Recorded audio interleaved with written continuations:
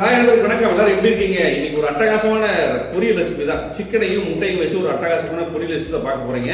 ரொம்ப ரொம்ப சிம்பிளா இருக்கும், ஆனா டேஸ்ட் வேற லெவல்ல இருக்கும். இது எப்படி செய்யலாம் பார்க்கலாம். வாங்க வீடியோக்குள்ள போலாம். சிக்கன் முட்டை பொரியல் செய்யறதுக்கு 300 கிராம் சிக்கன் எடுத்துருக்காங்க. அதாவது நெஞ்சு பகுதியை எடுத்திருக்கேன். இதனால கழுவியாச்சு. இது அப்படியே வேக போட்டோம்னா லேட் ஆகும். அதனால இது ஒரு 3 பீஸா நம்ம கட் பண்ணிக்கலாம். சரிங்களா?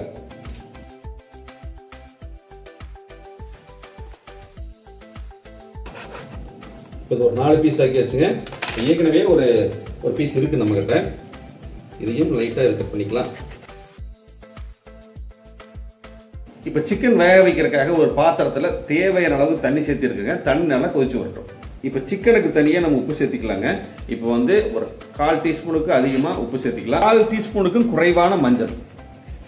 இப்போ தண்ணி கொதிக்க ஆரம்பிச்சிருச்சுங்க. நம்ம கட் பண்ணி வச்ச சிக்கன் துண்டுகளை சேர்த்திக்கலாம்.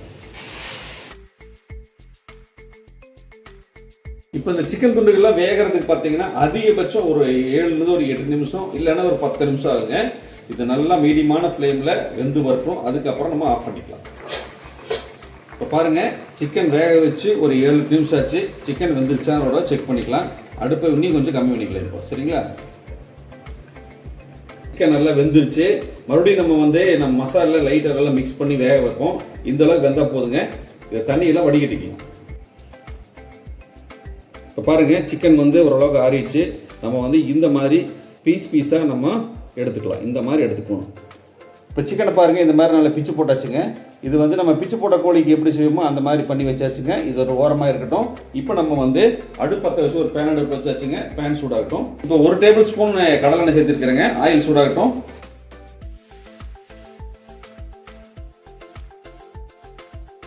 இருபது செகண்ட் அப்படியே விட்டுறலாங்க. அடுப்பை மீடியமான ஃப்ளேமில் வச்சுக்கோங்க. இப்போ இந்த மாதிரி நம்ம முதல்ல முட்டையை தனியாக ஃப்ரை பண்ணிட்டோம்னா முட்டை பெருசாக நமக்கு கிடைக்கும். அதில் போட்டு பண்ணும்போது ரொம்ப பொடுசாயிரும். அதனால் முதல்ல இந்த மாதிரி பண்ணிக்கோங்க. சரிங்களா? இதை லைட்டாக கிளறி விட்டுறலாங்க. முட்டை ஓரளவுக்கு வெந்துருச்சுங்க. இந்த ஸ்டேஜில் நம்ம எடுத்து தனியாக வச்சுக்கலாம்.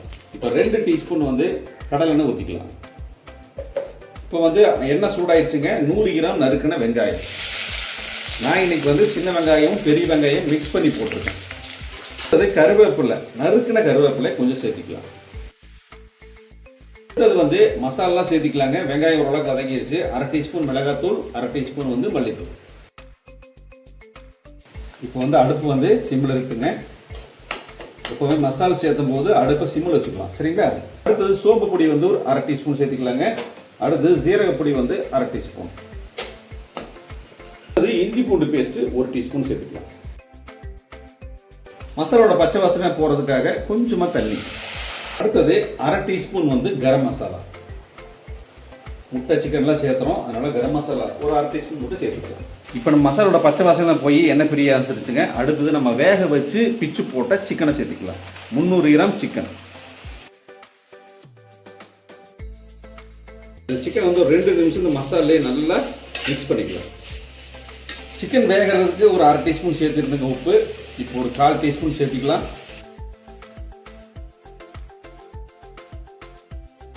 இப்போ பாருங்க, ஒரு 2லேருந்து ஒரு 3 நிமிஷம் ஆச்சு. சிக்கனை நல்லா மசாலோட மிக்ஸ் பண்ணியாச்சு.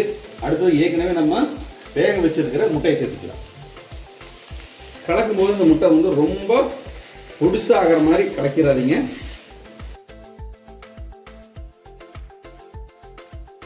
முட்டை சிக்கன் பொரியல் சூப்பராக ரெடி ஆயிடுச்சு. ஃபைனலாக கொத்தமல்லி இலை.